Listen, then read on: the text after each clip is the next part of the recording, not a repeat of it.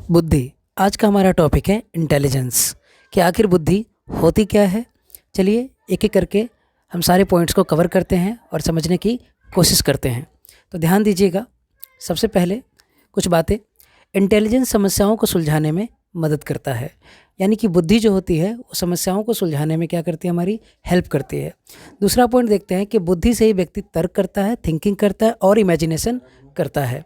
Intelligence एक multi dimensional है और कठिन योग्यताओं, कॉम्प्लेक्स कैपेबिलिटीज का एक सेट होती है।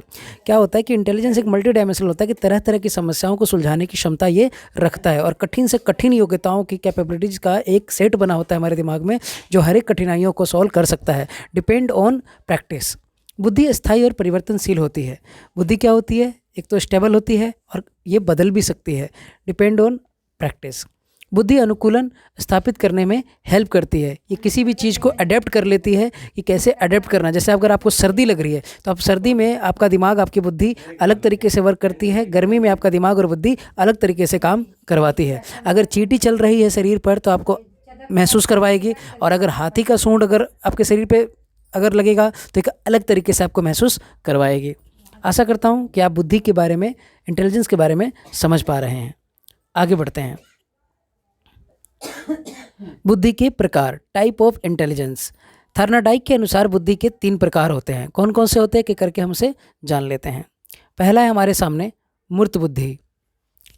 समझते हैं इसको।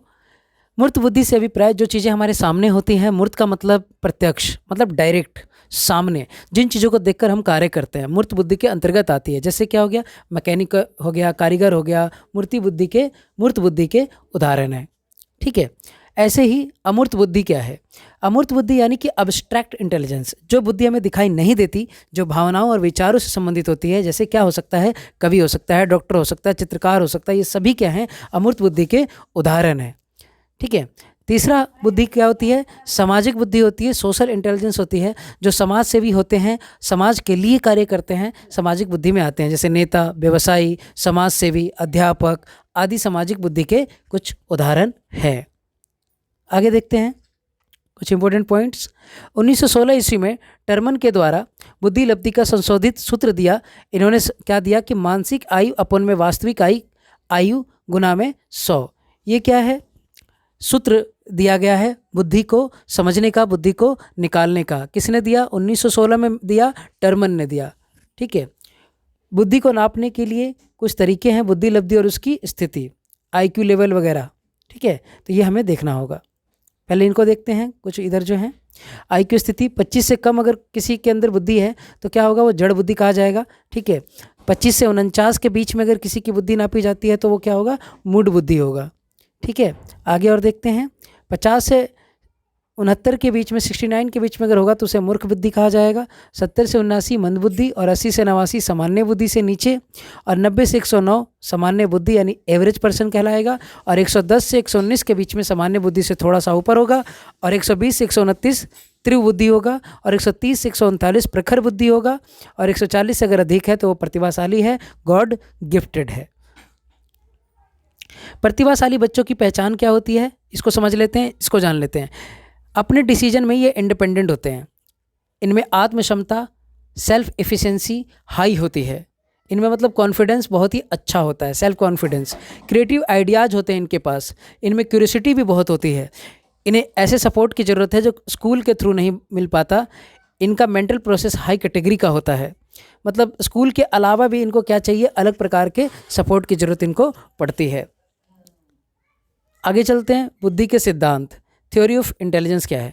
क्या कहता है कि एक कारक सिद्धांत, यूनिफैक्टरी थ्योरी क्या कहता है कि एक कारक सिद्धांत का प्रतिपादन बीने ने किया है, और इन्होंने बताया सभी व्यक्तियों में एक ही प्रकार की बुद्धि होती है जो सभी कार्यों में कार्य करती है। ऐसा किसने कहा, तो ये बीने साहब ने कहा है। आगे बढ़ जाते हैं। द्विकारक सिद्धांत क्या कहता है बुद्धि का। इस कारक को स्पीयरमैन के द्वारा दिया गया है, और उन्होंने बताया कि बुद्धि 2 तत्वों से मिलकर बनी है। यह 2 तत्व है, पहला सामान्य तत्व, जी फैक्टर जनरल एबिलिटी, हर व्यक्ति में सामान्य बुद्धि जन्मजात होती है और यह हर किसी में अलग अलग होती है। विशिष्ट तत्व एस फैक्टर स्पेशलिएबिलिटी, यह दूसरों से अर्जित करने वाली बुद्धि होती है कि हम दूसरों से सीखते हैं, लर्न करते हैं। जैसे देखिए, जन्मजात बुद्धि का मतलब आप यहाँ पे उदाहरण से देख सकते हैं और समझ सकते हैं। एक बार थोड़ा रुक के समझने की कोशिश करते हैं इसको। जैसे यहाँ पे उदित नारायण और आदित्य नारायण है, तो उदित नारायण जो इनके पिता हैं, एक सेकेंड, ये उदित नारायण है जो इनके पिता हैं और ये आदित्य नारायण है, ठीक है। तो ये क्या है कि उदित नारायण गायक थे, तो बेटा भी क्या निकला, गायक निकला। तो ये क्या है, जन्मजात बुद्धि है, ठीक है।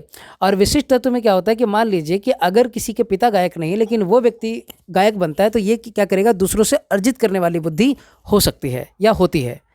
आशा करता हूँ आपको सामान्य तत्व बुद्धि में और विशिष्ट तत्व में आपको क्लियरेंस मिल गया होगा।